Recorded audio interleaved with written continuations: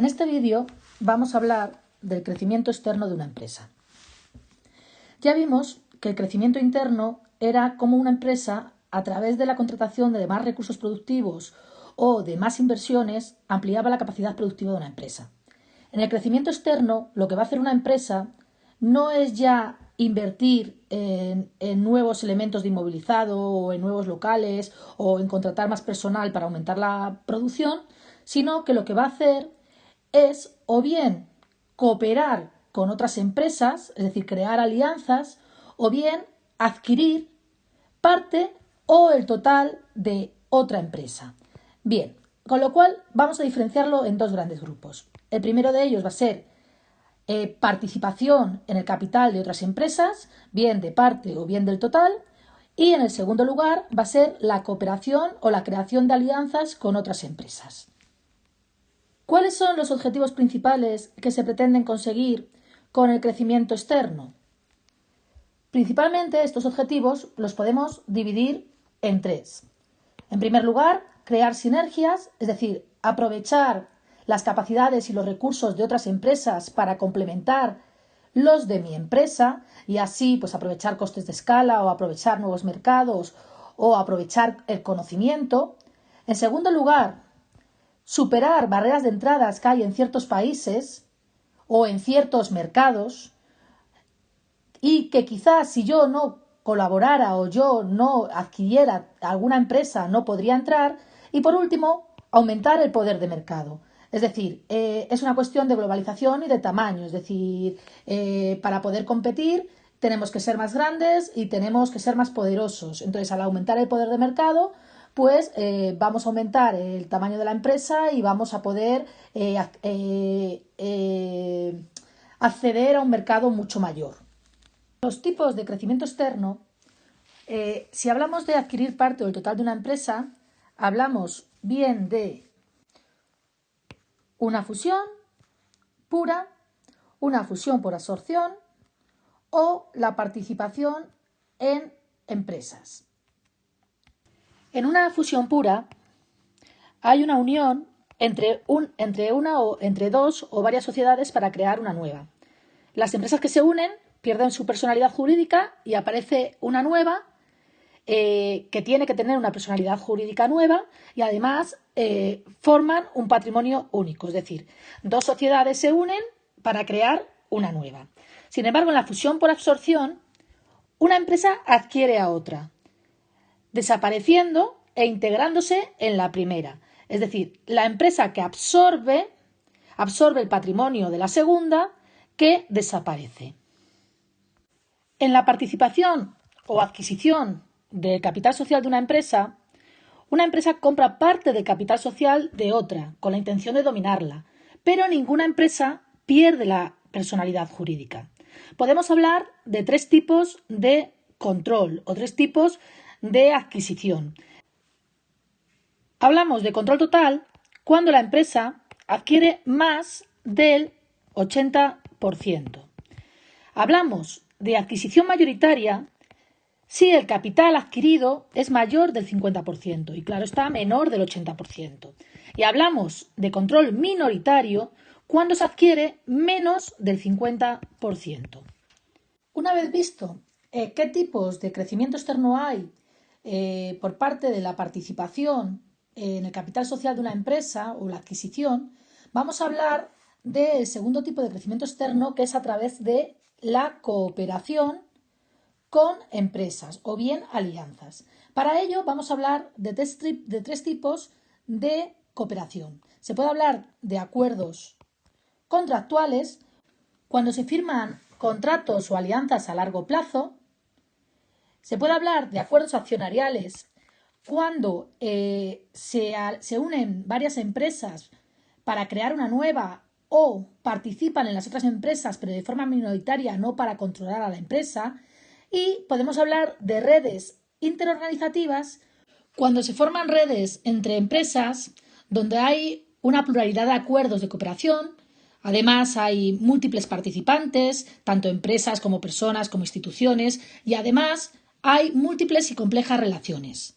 Dentro de los acuerdos contractuales vamos a hablar por su importancia de los consorcios o unión temporal de empresas, que son cuando varias empresas se unen para afrontar un proyecto de grandes dimensiones y que difícilmente cualquiera de las empresas que forman el acuerdo de forma individual podría llevarlo a cabo.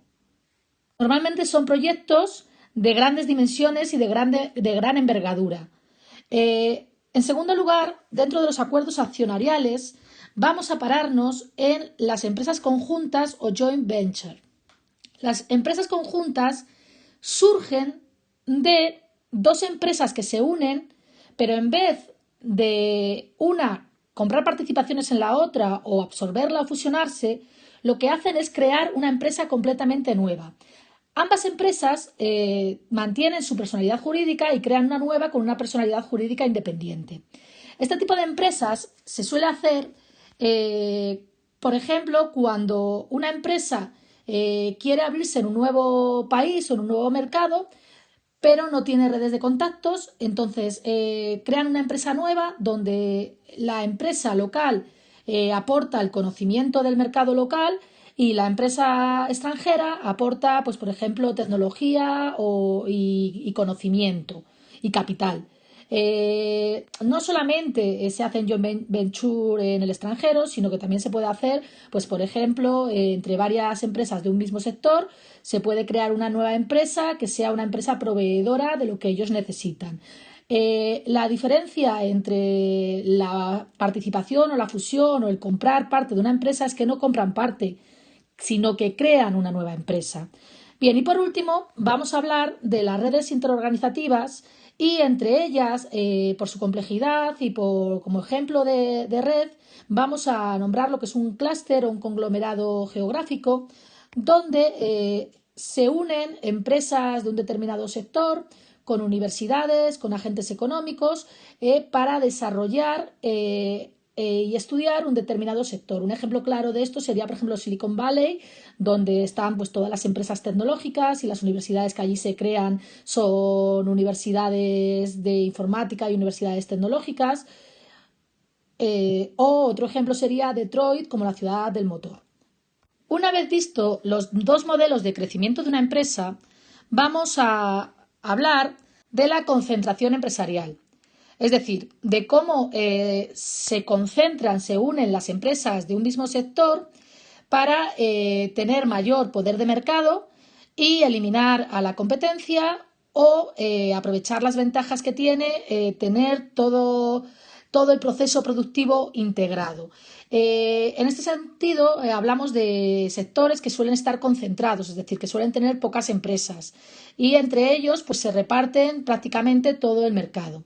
Bien, las formas de concentración empresarial más comunes son la concentración vertical, también conocida como trust, donde varias empresas de la misma cadena productiva se unen para ser más grandes y así evitar la competencia. Un ejemplo de ello sería, por ejemplo, Repsol, que tiene todas las fases del proceso integradas, tanto la explotación como la extracción, como el refinamiento, como la venta del producto. Pero es una concentración que puede ser hacia atrás si la concentración lo que hace es integrar empresas que